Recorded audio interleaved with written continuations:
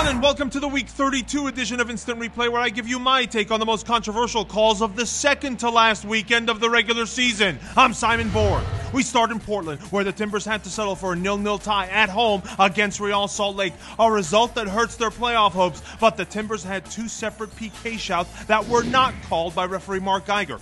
First, in the 67th minute, the Timbers were appealing for a handball to be called on Luis Gil after this header by Norberto Paparato was stopped on the goal line.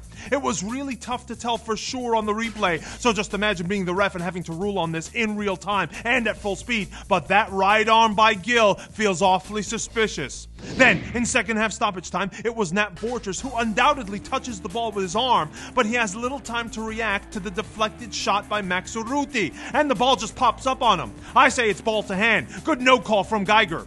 So the Timbers must have been wondering, what's the big difference between the Borchers play and the handball committed by Colorado's Chris Clute, which was punished with a penalty in Colorado?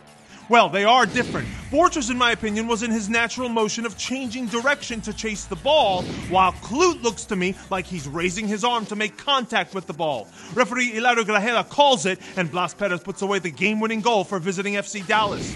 Now, just moments before that penalty, Dallas winger Andres Escobar was also appealing for a spot kick after he gets tangled up with Rapids defender Zat Knight. But if there was anyone committing a foul here, it was Escobar tugging on Knight's jersey, as you can see here in the replay. And he still gets overpowered.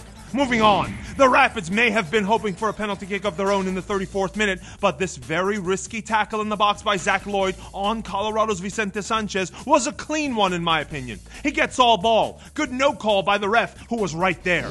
Grajeda also had to issue a red card in this one to Colorado rookie Jared Watts, who was sitting on a caution after protesting the previous Dallas penalty kick.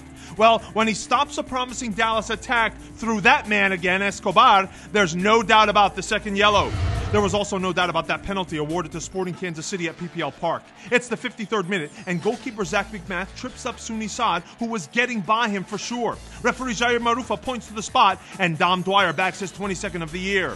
Next, an off-the-ball incident pointed out to us by Alan Swanson on Twitter. It's the 30th minute, and Sporting's Benny Feilhaber seems a little heated after being brought down in the corner. First, he goes in aggressively on Moadu. Then he goes in with a high studs-up tackle on Ray Gaddis, who then retaliates, and the camera pans away. So do the officials. That high leg from Feilhaber looked bad, but there was an even worse play in this one, and it might just hurt watching it. In the 55th minute, right back Juliao goes in studs up on Philly's Andrew Winger, right in the groin. And to me, there was absolutely no need for it. Juliao just kicked the ball and could have pulled back. Instead, he follows through and even adds a little bit of spice at the end there for good measure. Nothing from the referee crew. But the nastiest challenges of the weekend came from BMO Field, where we saw 3 red cards in the 401 derby between Toronto and Montreal. And it got especially ugly deep in second half stoppage time. Toronto's Jonathan Osorio getting a straight red card from referee Baldomero Toledo for this very late and violent stomp on Felipe Martins. I mean, the ball is 5 feet away by the time he goes in.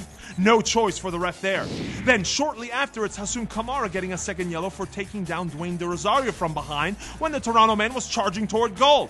No argument from me, but how about the retaliation kick into the midsection from Dero? Hi-ya! He only gets a yellow, but I thought that deserved a straight red for violent conduct.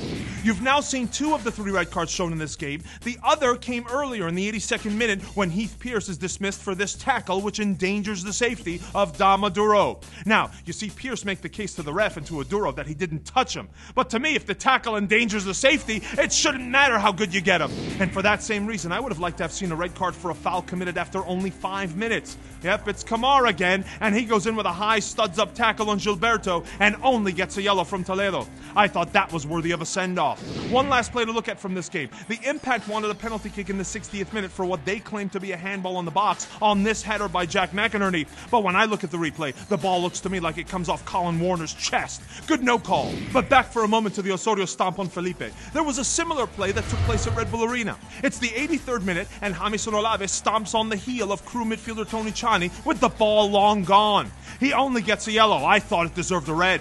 Look, it was a frustrating match for the Red Bulls, who were dominated by the visiting Columbus Crew. There was another really late tackle in this one in the 56th minute by forward Bradley Wright Phillips. Look how he takes down Emmanuel Pogatetz from behind with a tackle that I think endangered the safety of his opponent. Referee Jose Carlos Rivero graces the league's leading scorer, in my opinion, by only showing him a yellow. More Red Bull frustration 10 minutes later. Left back Roy Miller must have gotten tired of chasing Ethan Finlay because before the crew winger could make his run, Miller delivers this blow to the face. It's off the ball, and to me that's violent conduct. The referees talk about it, but I would have definitely gone red card there too. Miller doesn't even get a yellow. Are you tired of hearing about red cards? Good, because I got two more for you that weren't shown and I think should have been. Both came in Houston and both involve Houston Dynamo players. It's the 25th minute, and I think Luis Garrido swings a high elbow at Revolution playmaker Lee Win, who's lucky this only catches him in the neck.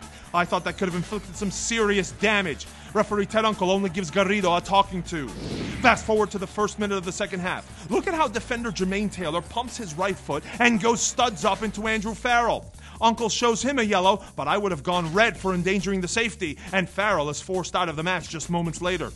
And we end our red card bonanza in LA. Check out this gratuitous Obafemi Martins kick on AJ De La Garza. It's off the ball, and to me that's violent conduct. He just kicks him in the shin for no reason. But referee Ismail Elfat opts for the yellow. Elfat had his hands full in this one. It was a real chippy game, and he had to book players 7 different times, including 2 occasions involving Omar Gonzalez. First, for this clumsy 42nd minute challenge on Lamar Nagel, who is also slipping on the play, but Gonzalez still comes in recklessly, and a reckless tackle was also the cause of his second yellow in the 88th minute. This time, the victim is Gonzalo Pineda. Now, LA manager Bruce Arena called that second yellow, quote, a terrible call and a poor piece of officiating, but I absolutely disagree. And by the way, so does one of his own players, Landon Donovan, who says that although he thought it was a little harsh, he also, quote, can perhaps see it as a foul or a yellow. Gonzalez now misses the final showdown for the Supporters Shield next Saturday on NBC, and I know it caused a ton of disagreement on social media. I want to know what you think in the comment section below. And we'll see you next week for the final regular season edition of Instant Replay for 2014. For our editor, Abner Aceves, I'm Simon Borg. See you next time!